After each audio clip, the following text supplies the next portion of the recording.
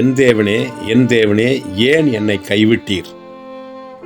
இயேசு 6 மணி நேரம் சிலுவையில் தொங்கினார். ஏறக்குறை 36 மணி நேரம் தண்ணீரும் உணவும் இன்றி தூக்கமின்றி தவித்தார். மத்தேயு 27:45 6ஆம் மணி நேரம் முதல் 9ஆம் மணி நேரம் வரைக்கும் பூமி எங்கும் அந்தகாரம் உண்டாகி இருந்தது என்று வாசிக்கிறோம்.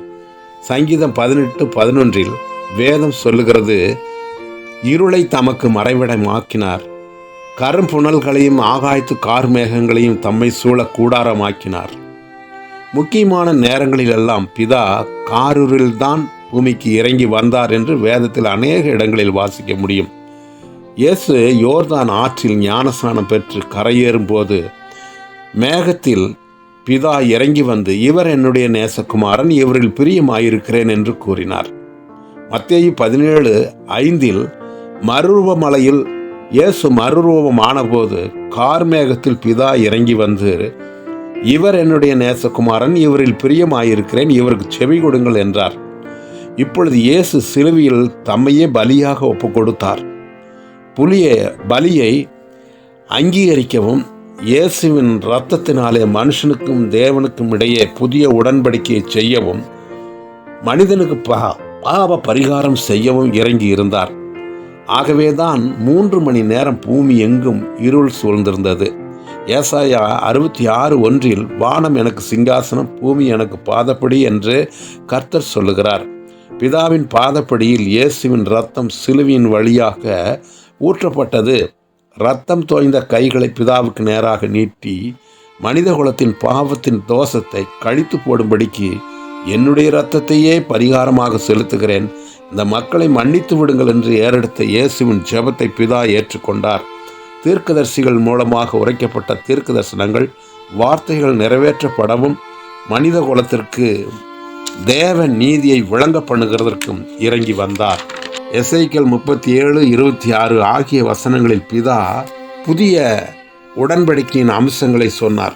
மத்தேயு 26, 26, 27, 28 ஆகிய வசனங்களில் இயேசு விலக்கி சொன்ன புதிய உடன்படிக்கையின் அம்சங்கள் நிறைவேற்றப்பட்டன. கிருபையின் பிரமாணத்தை வழங்கவும் பரிசுத்த ஆவியானவரின் ஆளுகைக்கு பூமியை ஒப்பு கொடுக்கவும் தேவன் இறங்கி வந்தார்.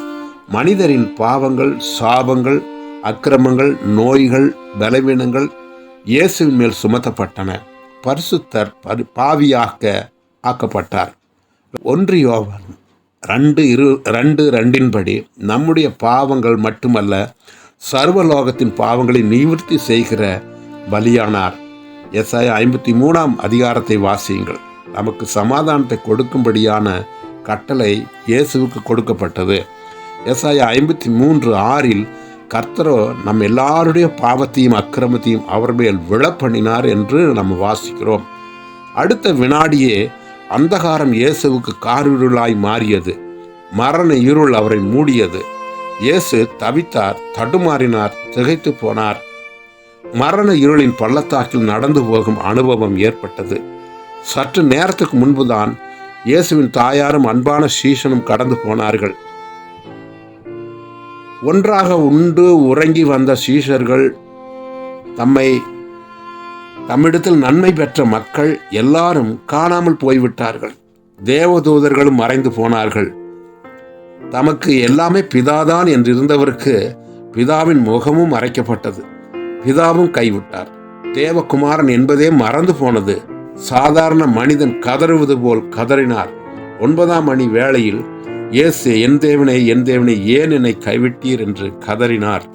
பிரியமானவர்களே, நீங்களும் நானும் புலம்பி கதற வேண்டிய இடத்தில் இயேசு நிறுத்தப்பட்டார்.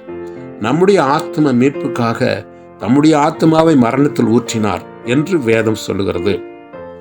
மற்றும் 1 பேதுரு 2:24 நாம் பாவங்களுக்கு செத்து நீதிக்கு பிழைத்திருக்கும்படிக்கு அவர்தாமே தமது சரீரத்தில் நம்முடைய பாவங்களை சிலுவையின் மேல் சுமந்தார். இந்த வசனத்தை மனதில் நிறுத்த வேண்டும். தேவகுமாரனை நோக்கி பார்த்து பாவ அறிக்கை செய்து பாவமர கழுவப்பட வேண்டியது அவசியம். இது துக்கம் மிகுந்த நாள் அல்ல, புதிய உடன்படிக்கை தேவன் அருளிய கிருபையின் நாள். ஜெபம். கர்த்தாவே, நீர் செய்த இந்த புதிய உடன்படிக்கையில் என்னையும் என் ஜனத்தையும் சேர்த்து கொண்டு எங்களை கழுவி பரிசுத்தப்படுத்தும்.